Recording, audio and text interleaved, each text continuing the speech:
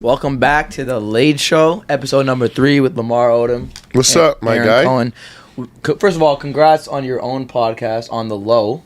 Facts, thank you, bro. Appreciate that. But we need to start it off with me and you trending on Twitter. I know you got your rings back. Yeah, oh, you're not the guy that gave me my rings everyone back. thinks that it's me. Yeah. We can put up a tweet, but everyone thinks that it's me that was the one who gave him his rings back. We're close, but not that Like, close. bro, I love you, Lamar. Yeah. But I don't know if I would give him for free, you know? Hey, bro, I can respect I'm just keeping it real. Like, it's $100,000. I'm only 23 years old. More than that, yeah. I can respect that. That'll be a smart move. So good thing you didn't buy them. And I'm glad you got them back. Thank you, bro. Let's talk about Russ, bro, because Russ off the high. Now. one win, and it seems like, bro, the Lakers won a championship in the Lakers nation. They were 0-5, bro. They're 0-5. Finally won a game. Russ went crazy off the bench. Second game off the bench. They beat a team that they probably were probably not supposed to beat, according to Vegas. Oh, I bet you Denver probably was favorite. They were by 2.5. They're good. 2.5. Yeah, but I mean, first of all, there's 2 games. It's been 2 games since Russ has come off the bench, and he's played well. The first one they lost, but it was a close game, and he played well. Yeah. But I mean, Sunday night, it seemed like everything just flipped. Russ went nuts. The crowd was going crazy. I know for he him. had that one dribble shimmy, with the finish and then the shimmy after. Yeah. I think if Russ is playing and he winds up happy at the end of games, that's a good sign for Laker fans and Laker Nation. So what do you think about him off the bench? Like, I know. I love him off the bench because it could be his unit. You don't have to worry about passing. You can be aggressive. Do you think if he starts playing really well off the bench, they'll move him back, or they should just keep him if he's playing well? No, you're going to keep him if he starts to play well because you don't want to mess up the chemistry of the team. Hopefully keeping him off the bench, hopefully the team will start to gain some momentum and we get some wins under our belt. So you don't want to mess that up. Yeah. If that happens. How does that relate to your situation? Because you were a baller, obviously, starting for the Lakers, and then you came off the bench. Well, you had to accept the role, and I think he's accepted it. He said it himself that he will do anything for the team. Yeah. So he's been asked to come off the bench. Yeah, and oftentimes people just say that, but they don't actually mean it. So this is an actual test for Russ, and he's been brilliant. He's performed well. I'm looking forward to Russ to win the Sixth Man of the Year. Why not? That would be insane because, you talk about a Hall of Famer, a guy who's averaged a triple-double twice in a season, coming off the bench. He's definitely a first ballot Hall of Famer. I agree. But I think, it just goes to show your professionalism and how good you really are as a basketball player if you can switch roles automatically. Yeah, and so what do you think about the Lakers showering Darvin Ham after his first win? Because I know you've seen that clip of Kobe reacting to the Lakers in the Swaggy P era on the Jimmy Kimmel show. Yeah, going crazy after. But I mean, I think it's a different era and different teams. People were upset. Same expectations. You feel what I mean? But yeah. I think that's a good sign for the Lakers because that shows how that they're in it for and with their coach. That they love their coach. They didn't want to see him go through that. Who the fuck wants to start 0-10? Right. No, I mean, going 0-5 and to have that much energy and passion after the game for the coach. I mean, that's his first win as a head coach. So it's a pretty big deal. And even though it came after I'm pretty sure for their locker room camaraderie, which none of the fans or anybody that was watching could really understand that. Yeah. So you got to let the team be the team. I mean, it's crazy how things flip though, because 0-5. It seemed like this was just like everyone was down, and then one win, Staples going crazy. Everyone's on Russ again. We gotta remember the time that we live in. So if you're a sports or if you're a professional at any given time and you're under a microscope, everything is times 10. Right. You feel me? Especially if you're a Laker. LA. Yeah. Lakers. Only 8 turnovers on Sunday, that probably was the key. 8 turnovers, play good D. So 13 for 30 from 3. Yeah, in practice, you got to really, get those guys in the gym and get those shots up, get those makes in, watch the ball go in a couple of times during the week, and preach, and practice that we didn't turn it over. And practice, if they turn it over, get their ass on the line. Facts. I bet you they won't turn it over no more. No, and one thing that no one's talking about, the Lakers are number 3 in defensive efficiency. But that Behind means the Bucks and I think the Cavs, which is crazy. That's what I want to see, because I want to see Darvin Ham's personality as a player rub off on his team, because they're put themselves in the hole a little bit by starting off 0-5. So I want to see Darvin Ham's personality as a basketball player start to rub off on his team, because it's a good time right now to get scrappy, to start to crawl up out this hole. That's the thing. It's early. It's only been 6 games now. We got the Pelicans in town tomorrow night. Yeah, I'm interested to see that. How do you prepare for a guy like Zion? I know, like, when you were with the Lakers and Phil, 2009, 2010, it was all about you guys. It wasn't about your opponent. I know we spoke about this, but, like, how do the Lakers prepare for that? If you guard him, you probably want to, watch his recent games and, see his strengths and weaknesses and which way he like to spin or turn. Zion probably going to catch the ball a lot in the post. So you want to probably watch his footwork, see what you're able to, give him and live with and take away from him. Because some players are just that good that they're gonna get off. He's just a freak, though. It's like he's like a big guy, but he can like jump like a bunny and just dunk on you. Really, in the NBA, I think with any good scorer, it takes a team. If you want to like completely shut him down. It takes a team to do that. Understand the team concept of defense on what you're giving and taking away. Right. But what are your thoughts on Zion as a whole? Oh, he's a beast. You can't really, he don't come around probably like every 10 to 20 years you're going to see Zion. I mean, you seen the guy, he popped out of his shoe. I remember that. I remember his shoe exploded. I remember. You know what I mean? That reminds me of Victor, though. Yeah. The #1 prospect. I think he, in my opinion, he's even crazier than Zion. The hype around him is crazier. Yeah, this kid. What's his last name again? Wembanyama, I think. Wembanyama. Yeah, he's sick. That's gonna be crazy. He like Lou Alcindor with the shot like a Steph Curry. He's like real sick. When he gets in the NBA, it's gonna be a problem. I can't wait to see that kid play. Yeah, and there's a whole tank war. Yeah, all like these Adam teams Silver even talked about it. Adam was like, "Yo, like, I don't even know what he was just talking about. Like, yo, don't tank for Victor. Like, there's just these more to teams play for." are looking to sink, right? Yeah. What would you do if you were an owner that wasn't going to win a championship? Tanking 100%. This is a guy who can change your franchise if he stays healthy. It's a guy who can shoot the 3 from anywhere. He's 7'3". He's, and you're gonna break the NBA rules. Is it a rule that you can't tank? No, you can't. I don't even know. You can't. Are you not allowed to? You can't do that. I mean, it sucks for the fans, but you can't do that. Anyway, bro, honestly, it's so back and forth with Russ. Like, I did another poll on my page, and everyone was talking about, we can make this work with Russ now. Like, don't trade him. But then we talked about this before the pod. Miles Turner went on the Woj pod and was like, "Yo, like, if I'm the Lakers, I take a very hard look at this trade." Well, if I was the Lakers, I would really take a hard look at that trade too. And why is that? Because you have the ability to, make your team a lot better. I love Russell Westbrook, personally and as a basketball player. But, it's 2 players. Not just 2 players, though. It's one of the best shooters in the league. You get an efficient shooter and a 2 shooters from 3. Miles can shoot. Which is your weakness. And a rim protector in Miles Davis. So now Miles Turner, #1 shot blocker in the league, 6'11". So now you got 2 shot blockers in Anthony Davis and another outside shooter. So I think you would have to at least think about it if you're the LA Lakers. And then there personal reasons aside for Lamar Odom. I don't want to see Russ go anywhere. You know what I mean? No, we know you're a fan of Russ. Yeah, we know that. But I think if you want to, if the answer is like we got to win now, I think you would have to consider it. And we spoke about this off the pod right before this. You were talking about how you say fuck the picks. 2027, 2029. He said rounders. fuck the picks. Fuck the picks. Because they don't play until... What do you say? LeBron's going to be where? LeBron is going to be on the beach. Going to be on the beach in the Bahamas. Those picks play, yeah. So we're trying to win now. On the Bahamas by that time.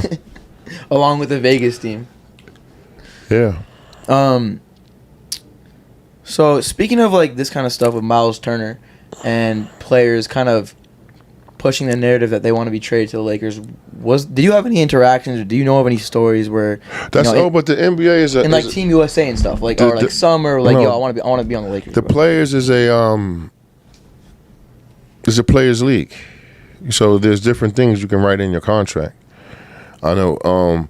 So like for example, when I had got traded to LA from the Miami Heat, I had a trade kicker in there that was worth a couple of dollars. Okay. And I had to give the okay. I could have said no and, keep the money and, remained on the Miami Heat. So it was like a no trade clause? Is that what it was? I don't know what it was, but I had to agree with it. Okay. But you wanted to go to LA? Yeah. And I made some money. And look at that. Yeah. You know what I mean? And you got 2 rings on your fingers right now. That's right. So I can't be mad at it. So it's all about, I guess, for players, is just knowing your power and the power that you may have or the power that you and your agent may have to work out the best deal for you. So were there like any instances you can recall, or like in Team USA in the summer, like at a club or like whatever, you're hanging out with like other NBA players not on your team, where there was like, yo, I'm trying to get my ass to LA right now, or like I'm trying to go here.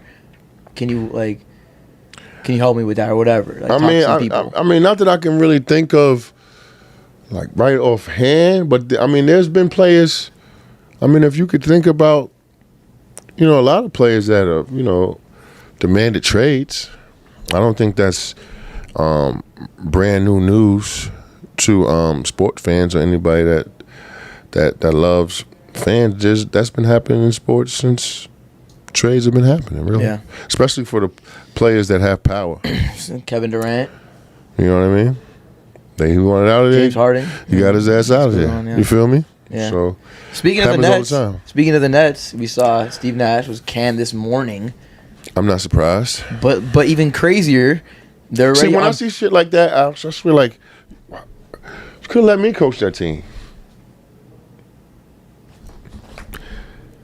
He ain't never win. No, I know. But MVP. He have no team trophies. By the way, it should have been Kobe's MVPs. I love Steve Nash, but those. I love Steve Nash too, but it's like you wasted your time for what? In Brooklyn. But I think it's crazy, bro. Like they already have Ime Udoka. It's not official yet, but like Woj and Sham's already on it, saying like, okay, he's gonna be the next. I'm happy for Udoka. That's the only good thing about Boston is Udoka. I just think that's crazy though, how, he literally fired this morning, a couple hours ago from this podcast, and now. Only thing Udoka is going to be the coach. Good about Boston is the coaches are. You're saying ever, or you're saying right now, or like? No, right now. Missoula? They got Jaylen Brown and Jason Tatum. Yeah. And the coach is a pussy grabber. And that's fucked up. I mean, bro, but we talked about this in the last pod. Everyone does that. No, I'm not saying it's okay, and this is the shit that's crazy about it, right? Corporate America, right? How much is sex going on in the office? It's a very common occurrence. This one just caught the light. It's crazy. Everyone was talking about players like Matt Barnes, Stephen A. Like everyone was like, "Yo, this happens all the time." It just happened with what was that guy's name? Josh Primo. Different. And it's like it was consensual sex, no? Spurs. Was this consensual sex? Udoka was consensual and Primo was a little flat. He was flashing people. Who's Primo? He was a lottery pick for the Spurs, right? Caught him already. Done. Lottery? Yeah, lottery pick. Like 2 years ago, no? Yeah, last year. That's crazy. First 13. They just dropped, bro. They dropped him, and he's a free. He cleared waivers, and now he's a free agent. That's guaranteed money, though. No, who picked him up? Nobody. Who picked him? Spurs. They cut him before he got paid. They owe him $8.4 million. Oh, they owe him money. They owe him. But that's crazy. For what? Taking his dick out. That means. And how old is he? He's a kid. He's a kid. He's probably has a I know had this thing. Sex addiction. I mean, bro, he's a 19-year-old with all this. If you're 19 years old and you were addicted to sex, you probably can't even pick it up because you just came out of college. And all this fame. Where it was just all about going to school and banging puss. Now you get to the NBA, you got a couple dollars, you think you the shit, and you took his dick out on the girl? I think it's crazy. That's too bad for him, though. I think he'll be fine. How good is he, though? He's a good player. How good? Because the NBA is all about... He was under Pop. If your problems outweigh your game... Winning. He exposed himself to the team's psychologist. There's definitely shit that happened on the floor. I'm coming to you. Pick him up again. You think he's done? The team psychologist? Why does it matter if it's a psychologist or a trainer? It's like... Because the team psychologist, you got to show, like, that's showing signs that he's a sex addict. He needs therapy. Did you struggle with that? Yeah. Well, I mean, you're still. I can't put the Pornhub down, bro. That's is bro, that called a struggle? Like you said, bro, winning cures all. Nah, yeah, but winning doesn't happen. You win. Yeah. I think we went through it all. Did we? Yeah, and I want to talk about every time I put up a poll, like, yo, like, what do you guys want to hear from Lamar? They're like, we want to hear Kobe stories. So, like, any, like, little, like, I know you talked about Sasha. Remember that last clip about, you know, in practice elbowing him and, like, who's the guy shooting the game-winning free throws in Game 7. It's like, do you have any, like, Kobe stories that you want to share that, like, are untold? And that I could think of? Yeah. Shit, I don't know who he's playing against. He must have had a bad game. A good game. I think we playing in Phoenix. Because I could remember, like, and we got on the back of the bus and it was just me and him there. He was like, I'm better than Mike. Is that after a win? Yeah. And what did you guys say? I'm like, no, nobody else heard him. I'm sitting there, I'm like, I love you, Bean, but you ain't that good. That was like 08, right? I think it was it was before we got Pal. It was before we got Pal. I think Fisher was close to me. Fisher might have heard him. But that's the thing, Kobe, I'm sure when he said that he meant it. He wasn't just saying it. He definitely meant that. No, he did, yeah. He think, yeah. I mean, he thinks he's better than Michael Jordan. And Kobe's my GOAT too. I didn't really watch Jordan. Like, I feel like everyone has their own GOAT, and Kobe is definitely mine. Especially for what he did off the floor. And for the city of LA. Are you biased? I know I'm biased. I said he's my GOAT. I didn't watch a single... I probably watched Jordan on the Wizards. I was born in 99. No, you got the old Michael Jordan. Old. 2 more questions. Favorite Lakers moment? I know there's many, so just give me one. Can I give you 2? Give me 2. Game 7. Because one we beat the Boston Celtics in Game 7, and my wife bought me a Phantom. That night? No, that morning. Morning? Yeah, I woke up before you even played the game. Well, it was ready. It was ready. Yeah, so shout out to Khloe Kardashian, good looking baby. And 6 Man of the Year award. Can you walk me through that whole day of that Game 7? Like, literally everything. You wake up and then from all the way to like Kobe struggling, down 13. Wake up, nervous as shit. I remember getting to the gym and I'm just like keep like going off, like telling in the locker room, telling everybody there's no way that we can let Paul Pierce walk out of here with the trophy because he's from LA. Mm-hmm. You know what I mean? So there's no way we can let that happen. And I knew the game was gonna be a fight because every game against them up to that part was a dog fight, low scoring dog fight. So I really wasn't expecting I wasn't expecting him to go off. I know they wasn't really gonna, they'll put 4 people on him before they just let him go off. I know they was gonna make it hard. But our perseverance as a our camaraderie, physically and spiritually as a team, I don't think at that point could be beat by any team in the NBA. We were just too strong. What was it like being down 13? Kobe having a bad. What was Kobe like? Like he was having a bad game. I know he was. Just keep pushing. The ones that count the most will go in, and that was the mentality. Football game, 4th and goal mentality. Just tough it out. Just gut it out. And then Meta hits that 3.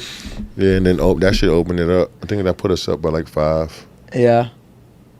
But then they kept fighting. Like Rasheed Wallace hit that 3. Yeah, then I remember I'm seeing the highlights. Ray Allen hit a 3 on the corner. Yep. Rondo hit a 3 on the corner. Rasheed Wallace. Crazy. That go to show you that team, they didn't want to die. They had a lot of guts. I think the final score was like 83-79. 79, yeah. That's what you want. Like we don't have that anymore. Like a finals game will be like 120 to 110. And I kind of miss that. I respect that team though. The Celtics. Yeah. Do you think they're a dynasty though? Because they only won 1 championship.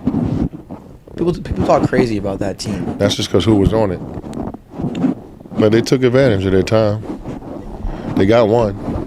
Got one. You know what I mean? But But look who we are, bro. Got the rings.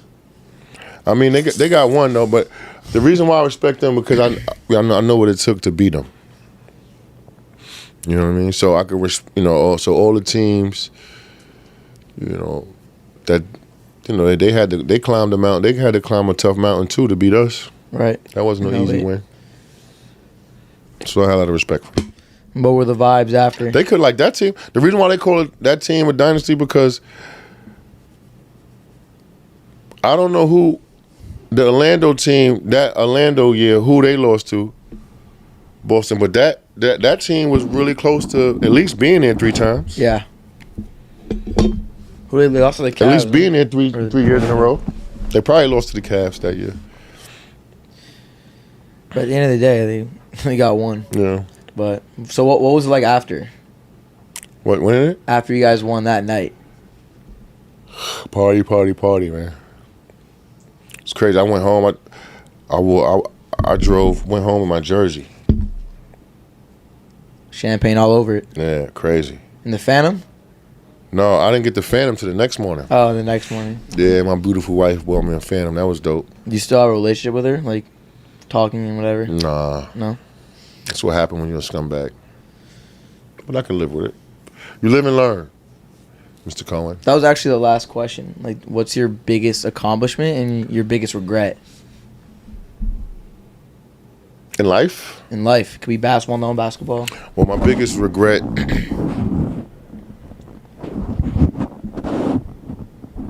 my biggest accomplishment is having children. My son, Lamar, my daughter, Destiny, and my other son, Jaden, who passed away with 6 months. And my biggest regret, I would say, will be not honoring marriage the way I should have. You know what I mean?